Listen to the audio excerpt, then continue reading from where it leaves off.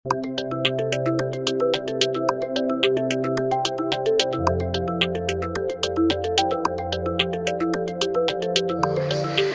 come before you today in support of the as introduced budget for the Ohio Department of Developmental Disabilities. I would also like to share with you the impact that the opioid epidemic is having on Ohio's DD system and express my concerns with the Ohio Department of Health's Early Childhood Central Intake and Referral System, RFP, for 2018, which will impact early intervention and home visiting. The Licking County Board of Developmental Disabilities serves nearly 1,600 people with developmental disabilities and their family each year. Over the past several years, we've made significant progress in integrating the people we serve in the community. We need the state's continued support to further this progress, which is why I support the governor's proposed budget for the Department of Developmental Disabilities. By funding the creation of 1,300 new waivers, more people we serve will have a wider array of options to live, work, and be involved in their communities. The DODD budget also includes more support for remote monitoring, which is a wonderful alternative for people who can utilize technology in place of direct support staff. This saves the system money that can then be used to expand services to other people in need of our support. And you may have seen a recent front page article in the Dispatch a couple weeks ago on this service. Like many other county boards of DD, however, we are facing a unique challenge in our community. Due to Ohio's opioid epidemic, we have seen an increase in babies being born addicted to drugs, and as a result, with developmental disabilities. Licking County has experienced an increase in the number of babies entering our early intervention program because of drugs. Other boards experiencing a more pronounced trend. For example, the Gallia County Board of DD noted recently a 275% jump between 2015 and 2016 in the number of babies and toddlers with drug-related developmental disabilities. Without support of county board early intervention programs, these babies could require a lifetime of Medicaid support and services. County boards must be able to help families quickly and efficiently as local needs continue to grow.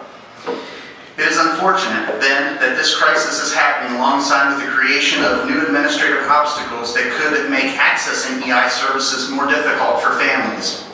Last year, the administration of the Early Intervention Program transferred from the Ohio Department of Health to the Department of Developmental Disabilities. While this transfer was appropriate, the changes to the centralized intake and referral process, as well as the promotional child-find responsibilities, had me and my colleagues very concerned. With little notice, ODH announced a number of changes to early intervention programs and published an RFP for the intake and referral services, which include the promotion of early intervention and home visiting. Despite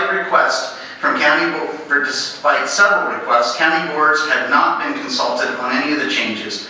And for example, the RFP calls for an introduction of an assessment that the awardee would have to complete on every referral. No information has been provided on the assessment tool or its purposes, and there has been no guidance on how long it would take to complete. So I asked, how can we respond appropriately to the RFP if we don't know how much time it's going to take to complete it?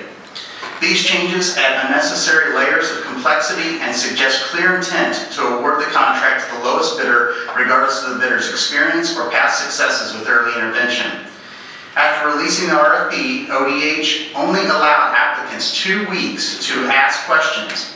Although they received numerous questions, many related to the same topic, the department's only response was to refer to a section that was unclear, which prompted the question in the beginning.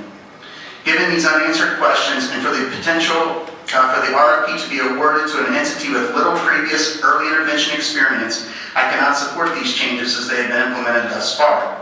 Furthermore, it is very troubling that these changes have been made despite the amendment in Senate Bill 332 by the subcommittee in the last General Assembly.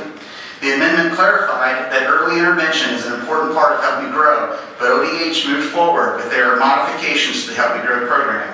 Regardless, county boards advocated in Senate Bill 332 to keep local access points open for early intervention program while improving access for home visiting, but recent changes made by ODH put referrals and access at risk.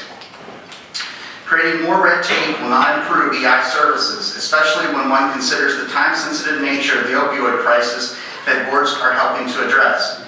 So I request that you ask ODH to delay the RFP until experienced stakeholders can meet with the agency to plan the best approach for the central intake and referral component.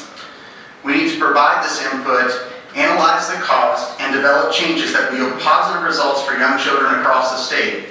Considering this program's $4.4 million budget, a little more time and planning could go a long way in ensuring that these benefits continue for families across Ohio suffering the effects of the opioid epidemic so that we are always there.